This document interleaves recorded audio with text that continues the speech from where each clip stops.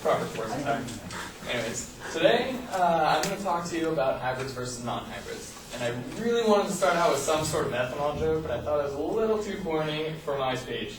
Ethanol, corny. No, anyways. Alright, so when I asked you guys to name some sort of economically efficient car, most of you guys jumped to some sort of hybrid, the Prius being the most famous, right? Well, my claim today is that non-hybrid cars are more economically efficient than hybrids. Now, I'm going to start out with defining economically efficient. By that, I mean the best value you can get for some sort of object, in this case a car. Now, I'm going to compare two cars, the Prius C1, that's the 2012 version, and the 2012 Honda Civic DX, the Prius being the hybrid and the Honda being the non-hybrid. The reason I chose these two cars are because they were close in efficiency to each other.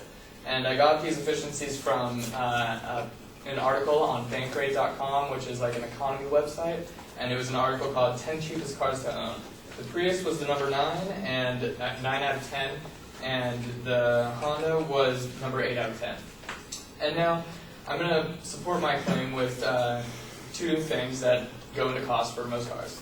The flat cost that everyone has to pay no matter what, and the maintenance costs. And so for the flat costs, I started out with the Prius, and the Prius is $19,000 to buy brand new. As for the Honda, it's $16,500. So that's $2,500 you're saving just right off the bat. And now the Prius does get better gas mileage. It gets 53 city and 46 highway. And the Honda gets 28 city and 39 highway. Pretty good for a non-hybrid. I know what you're thinking now, like, how is that even close? Like, you're paying way more money than $2,500 just for the gas alone.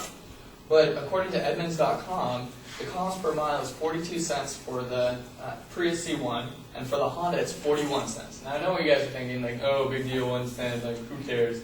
But my car that I have right now is 141,000 miles. That's $1,400. I mean, that's just one car, and my family has 5 cars, one being an 86 Saab, so it's like 307,000 miles, and together I think we have over 1 million miles done within the cars in my family. Now, the number 1 listing on that 10 cheapest cars to own was the 2012 Smart Fortwo Pure Coupe, and that was 37 cents per mile. And this is just to give you an example of one that's way more efficient, not just one that's as close as possible. And so that's 5 cents cheaper than the Prius C1. So, anyone know what 5 times a million is? 5 cents times a million? That's $50,000. You're saving $50,000 just from picking a different car that's not a hybrid. Now that brings me to my second point on where those costs come from. The maintenance costs. The Prius has 2 huge issues. The brakes and tires being one, and the battery being the other. The brakes and tires on the Prius are much more, they're just as effective, but you have to use them more often because of the way the car is built. Because the car is so aerodynamic and just splits through the wind so easily, you guys have to use the brakes more often, even though you have the engine braking mode in there. You're still going so much faster than you should be that you have to use your brakes, or else you die kind of thing. And the second thing is for the tires is, since it's such tiny tires, which helps gives you the best fuel economy that you can. You're still getting the same amount of tire wear that you would on a full tire that could be up to twice as wide. And so you're getting that same wear onto the half as big tire, which means you're getting tire wear twice as fast, which means you're going to have to replace them twice as often. Not cheaper just because it's a smaller tire, let me tell you. Tires are not cheap.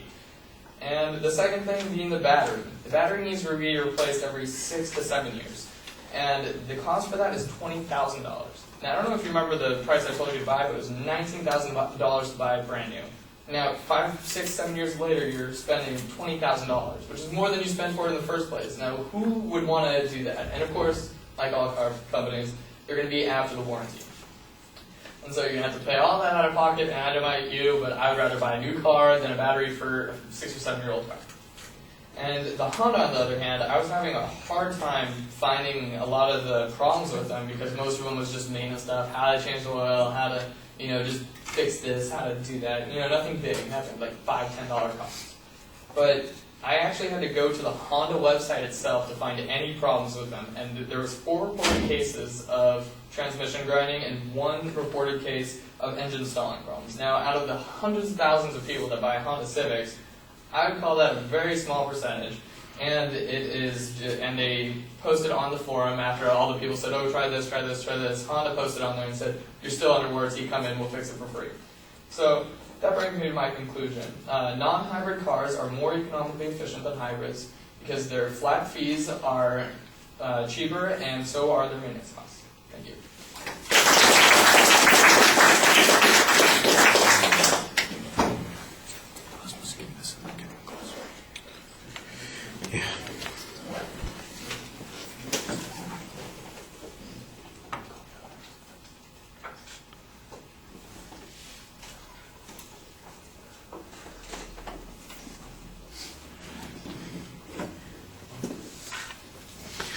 All right, well, the proposition's very clearly stated, and I think you do a very good job talking to the audience and explaining concepts, although the cost per mile calculation seems to be coming up late in that second point, because that's where all of the battery costs and the other costs get shuffled down to. I didn't hear any source citations on that information. I've heard those kinds of statements before. I don't know whether or not there's a record of how frequently batteries have to be replaced in the cars. The stuff about the tires and the brakes I have not heard before, and I've only got your say-so on these particular points, and while I think you probably are a knowledgeable guy, I would want to have some proof on this besides your say-so, and so I think that's a little bit problematic. The label of the secondary points, they're not really stated as declarative sentences. They're basically signposts of what the content of the issue is going to be, but not what the inference is that you want us to draw from those particular points. I think at the end you summarized it pretty well, but you want to be consistent throughout the presentation. All right, thank you.